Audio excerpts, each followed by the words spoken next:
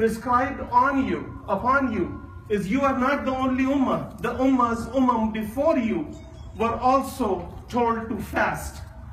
Kutiba alaykum siyamu kama, just like, similar to, exactly. Kutiba ala alladhina min qablikum, those who passed before you, they were also told to, it was prescribed that they must also fast. And then Allah subhanahu wa ta'ala, He also gives, because He is Hakim. So He's showing the hikmah of fasting. لَعَلَّكُمْ تَتَّقُونَ. So you become God conscious, and so you refrain from disobedience of Allah subhanahu wa ta'ala. The purpose of Ramadan is just like a refresher course. Ramadan is a continuous education opportunity for Muslims. Continuous education opportunity. And Allah subhanahu wa ta'ala is so much beneficent and so merciful that Allah subhanahu wa ta'ala did not say that you have to fast once in your lifetime. He gives us this opportunity every 11 months. Every 11 months, not every year. Every 11 months, it gives you 1 month. So you learn the lessons of life, that how you are supposed to live your life. That in this month specifically and especially, Allah subhanahu wa ta'ala tells you to refrain from even the things which are halal for you, which are not prohibited.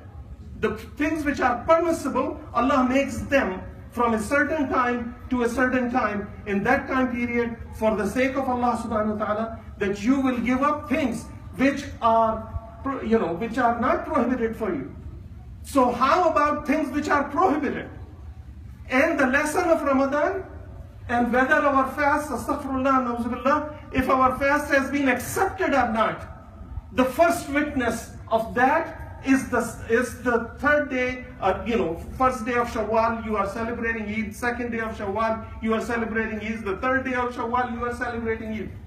But why the masajid will become empty? The masjid, this is one of the reasons that people will congregate. People will offer special prayers. People will do faraid. People will follow the sunnah. And people would also do nawafil during month of Ramadan. At least we are supposed to continue and benefit from that continuous educational course which we just took, a refresher course, that we should stand in prayers next to each other without discrimination, without who is elder and who is younger, without who is better in the sight of Allah and who is not, because nobody knows who is better in the sight of Allah. Because Allah subhanahu wa ta'ala has also given us a clue that who is better in the sight of Allah subhanahu wa ta'ala. And that clue is given in another ayah. Ya ayyuhan nasu inna khalaqnakum min dhakarin wa untha wa ja'alnakum shu'uban wa qaba'ila lita'arafu wa inna akramakum indallahi atqakum. Those that Allah subhanahu wa ta'ala is reminding us that, oh people, I have created you. I have created you from one man and one woman. وَجَعَلْنَا بَيْنَكُمْ وَجَعَلْنَاكُمْ شُوبًا وَقَبَائِلَ لِتَعَارَفُوا. And I have bifurcated you, or I have distributed you, or I have made you among people, that as nations and as tribes, not for anything other than that you may recognize that this person lives in Sacramento. That person has come from Algeria because of his accent, or he is from Saudi Arabia, he is from Pakistan, just for recognition. But inna akramakum indallahi atqakum, that the best among you are to Allah subhanahu wa ta'ala. Because you see, my respected brothers and sisters, that the only truth of life, the only certain and definite thing of life is not how much bank account you have in Bank of America. The only certain thing about life is that you are going to die, and you don't know when. It could be very next minute. I may not put my foot down and take the step downward, and I may not be here. I may be gone. So Allah subhanahu wa ta'ala has told us that inna akramakum indallahi atqakum, that among you the best closer to Allah subhanahu wa ta'ala are those who refrain from disobedience of Allah. Refrain from disobedience of Allah. One of the scholars was asked What is taqwa? Different people have explained it in different ways. Who is right, who is wrong? I don't want to go into that because they are all right.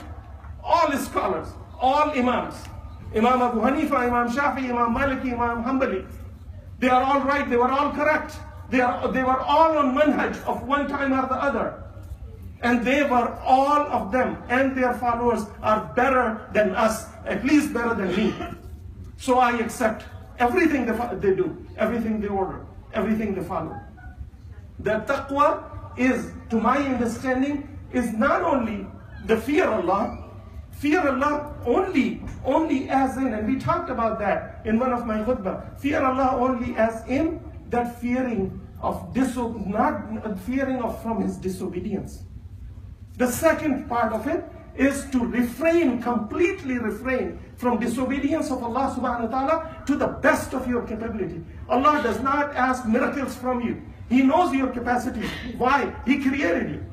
He knows your weaknesses. Why? Because He created you. He knows you more than the mother which has given birth to you, or the father, the sperm you were created in the mother's womb. He knows you more. He knows you more than anything, good or bad or ugly.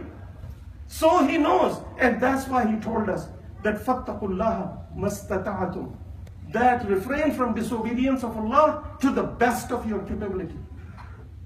You see the lesson, how much have we learned from Ramadan?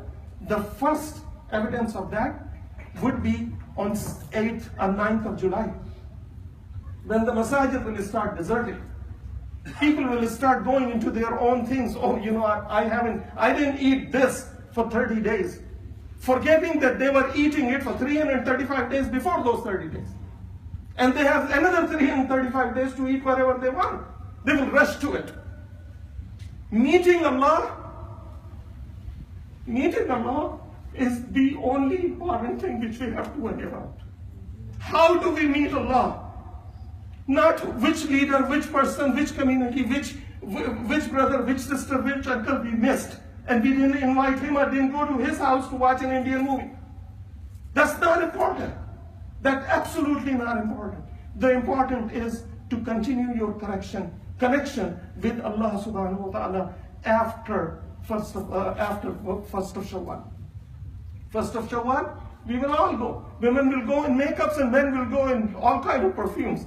Wallahi, would we ever take time to think that which one of things I did not learn in the blessed month, where whatever I did was counted. Whatever good deed I did was counted 700 times.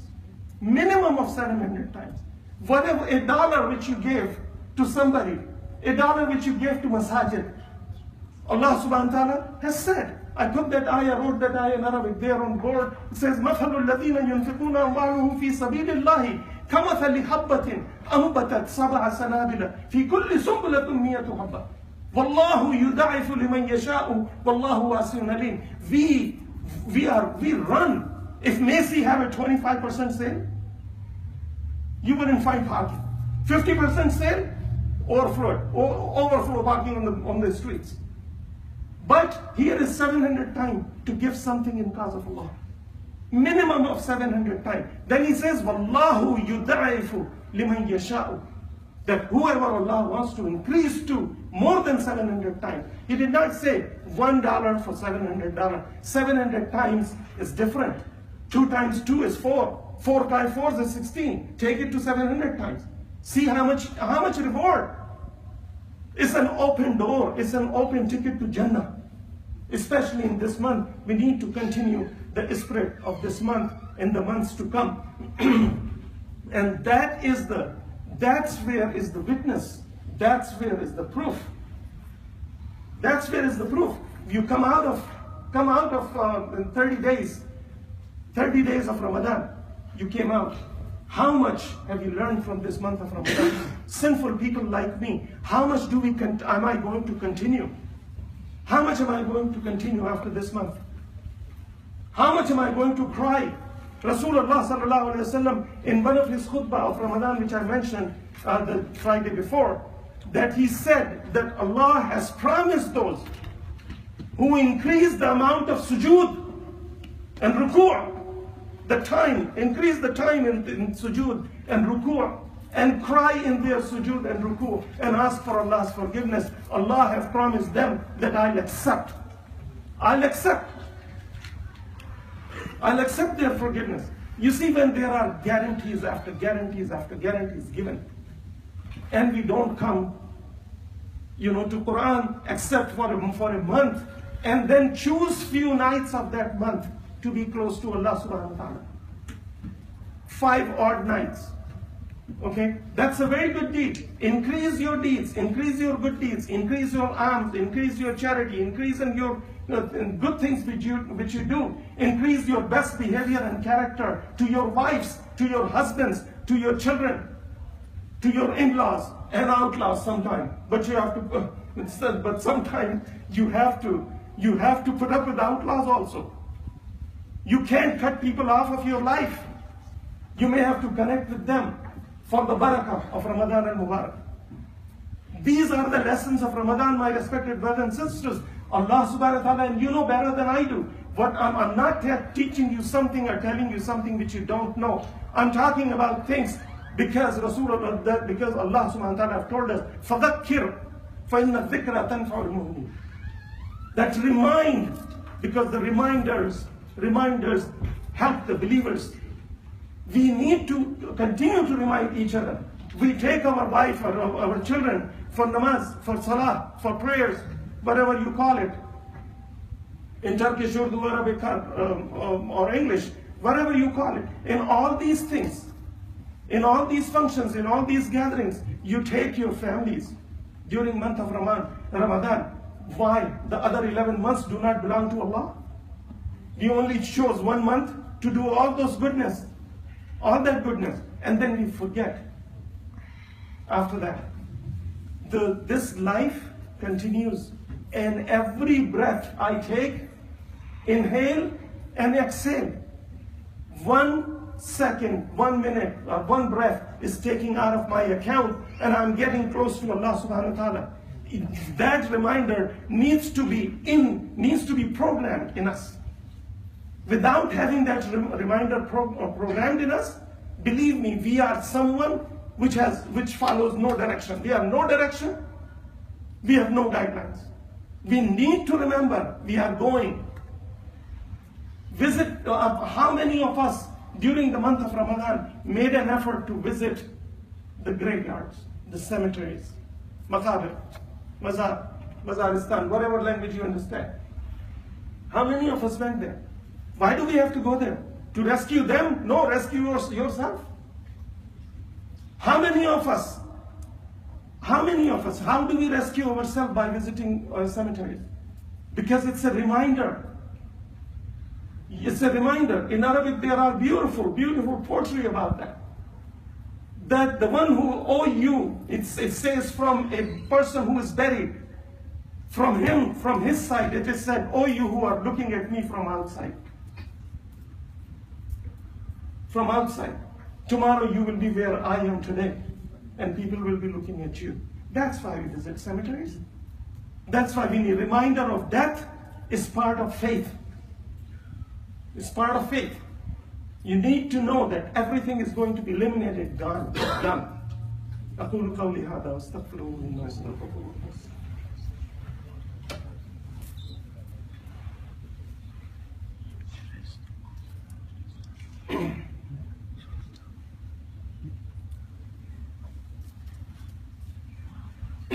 الحمد لله الذي هدانا لهذا وما كنا لنهتدي لولا أن هدانا الله ونشهد أن لا إله إلا الله وأشهد أن محمدا عبده ورسوله أرسله بالهدى ودين الحق ليظهره على الدين كله وكفى بالله شهيدا.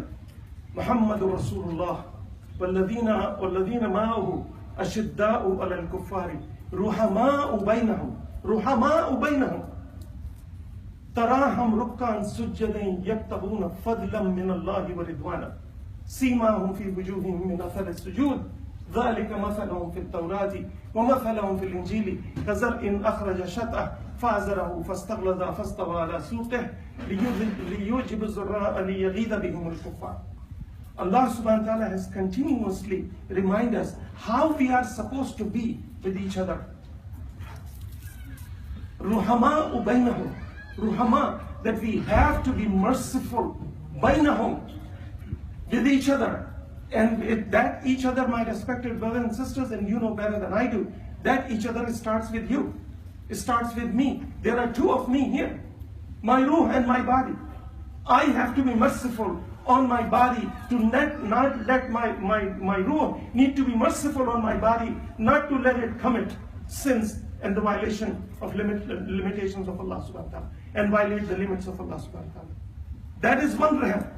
The second one is those who are closest to you, your families. We took them in marriage contract in the name of Allah subhanahu wa ta'ala. Muhammad sallallahu alayhi wa sallam has reminded us many times that the best among you are those whose behavior and character and attitude is better with his wife, with his family members. And then he continued and said that I am better among you because of my behavior in that regard, of my behavior with my family. قال الله تعالى إن الله وملائكته يصلون على النبي يا أيها الذين آمنوا صلوا عليه وسلموا تسليما اللهم صل على سيدنا محمد وعلى آل سيدنا محمد كما صليت على إبراهيم وعلى آل إبراهيم إنك حميد مجيد ربنا آتنا في الدنيا حسنة وفي الآخرة حسنة وقنا عذاب النار وقنا عذاب القبر وقنا عذاب الحشر وقنا عذاب جهنم وادخلنا الجنة مع الأبرار برحمتك يا عزيز يا غفار يا رب العالمين. اللهم إنا نسألك إيمانا كاملا ويقينا صادقا ورزقا واسعا وقلبا خاشعا ولسانا ذاكرا وحلالا طيبا وتوبة نصوحا وتوبة قبل الموت وراحة عند الموت والمغفرة عند الحساب والفوز بالجنة والنجاة من النار برحمتك يا عزيز يا غفار يا رب العالمين. اللهم إن لك علينا حقوقا كثيرا فيما بيننا وبينك وعلينا حقوقا كثيرا فيما بيننا وبين خلقك. اللهم ما كان لك منها فاغفر لنا وما كان لخلقك فتحمل عنا وأغننا بحلالك عن حرامك وبطاعتك عن معصيتك عمن سواك يا واسع المغفرة. ربنا ظلمنا أنفسنا وإن لم تغفر لنا وترحمنا لنكونن من الخاسرين وتب علينا يا مولانا إنك أنت التواب الرحيم وأقم الصلاة.